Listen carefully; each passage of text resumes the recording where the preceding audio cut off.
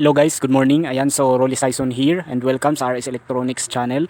Okay, so ngayon ang ituturo natin ay ang pagkakabit ng anti-thief alarm sa ating motor. Kumbaga, once na naka-on yung switch na ito, okay, kasi switch lamang po ang ginagamit sa pagkakabit nito.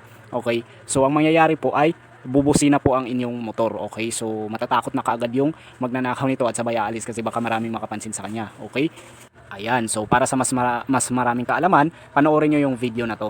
Ayan, so ang una natin gagawin ngayon ay tatanggalin natin yung cover ng headlight ng ating motor para ma-expose sa atin yung connection ng accessory wire. Kasi ang una natin gagawin dito, bago tayo makapagkabit ng wiring papunta sa switch, ay hahanapin muna natin yung accessory wire. Okay, so dun po sa ignition switch, dito sa kanyang ignition switch, ayan, so kung alin po dito yung merong power kahit na naka-off yung inyong susi, okay, ito po yung battery supply. Okay, ito yung power na nanggagaling sa battery papunta sa kanyang ignition. Okay, so pag on naman po, pag na-switch on niyo po yung inyong ignition key, okay, so ang mangyayari po, meron po dyan isang wire na magkakaroon po ng power. Okay, so yun po yung accessory wire. Para mahanap yun, pwede po kayong gumamit ng test light. Okay, so connect nyo po sa body yung isa itap nyo po dun sa wire na yun. Okay, so yun.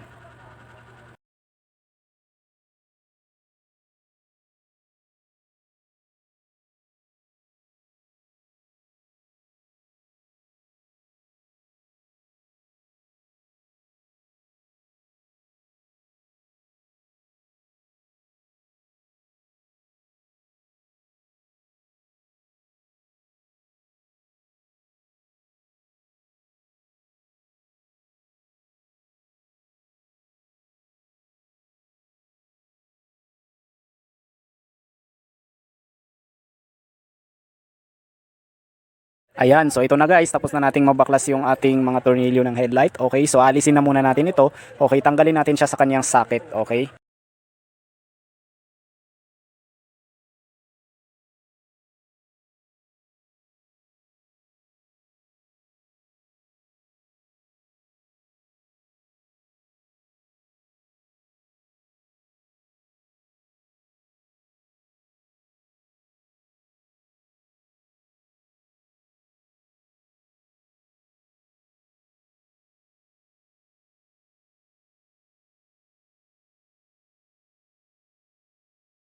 Ayan, so ito guys, inaalis ko yung kanyang cable tie. Okay, so para ma-expose natin yung socket ng accessory wire galing sa ignition switch.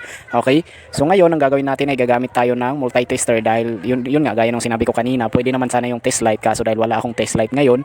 Okay, so gagamit tayo ng tester. Okay, so i-calibrate nyo lang po yung inyong tester, set po sa 10 volts. Okay, kasi pwede naman yun kasi hindi naman ganong mabigat yung 12 volts, hindi naman masisira yung tester niyan. Okay, so pero kung gusto niyo pong talagang mas secure kasi 12 volts yung i-measure natin at hahanapin, set niyo na lang po siya sa 50 volts. Okay, so yun para safe. Okay, so ako kasi gagamit lang ako muna ngayon ng calibration sa 10 volts. Okay, so yun, kung alin po dito yung magpa-follow kasi apat po na wire ito.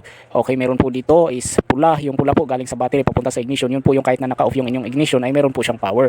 Okay, so ngayon po hahanapin natin dito kung alin dito yung accessory wire na once na naka-on yung inyong key.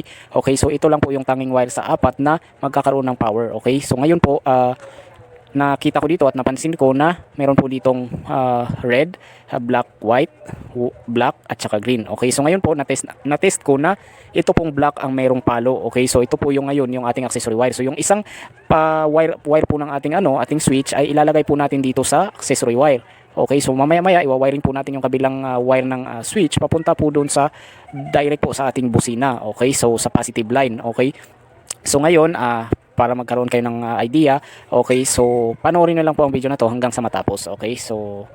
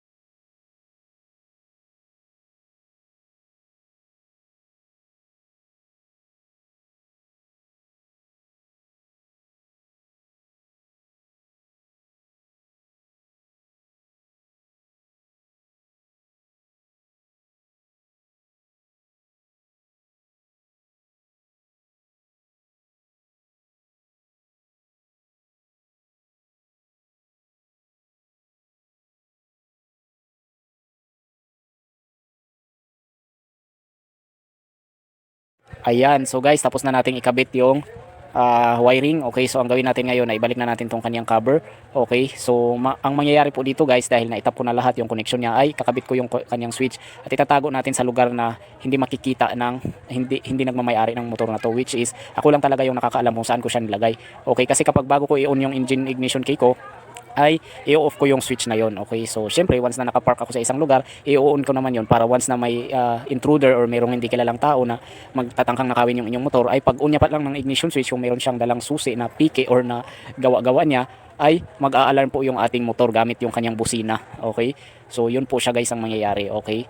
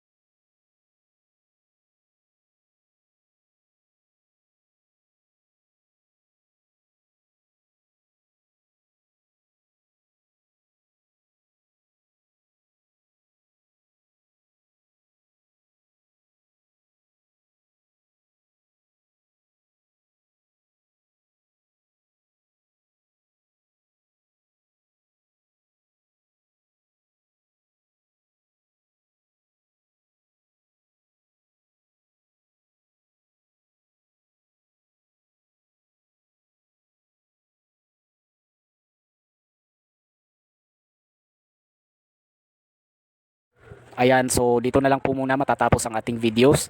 Okay, so hindi ko na ipapakita sa inyo kung paano siya i-try. Basta ito na-accomplish ko na siya. Once na inon yung susi nang hindi naka-off itong switch, ay magbubusi na siya ng malakas at tuloy-tuloy. Okay, so kaya ako kailangan kong i-off ang switch na to pagkatapos bago ko i-on yung yung ignition key. Okay, so sa mga magnanakaw na hindi nila alam kung saan nakatago yung switch, ay talagang matataranta sila pagkatapos pag inon nila yung ignition, ay talagang sisigaw itong ating busina.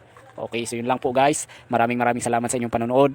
Hanggang sa muli at sa susunod nating videos. Okay, so thank you and God bless.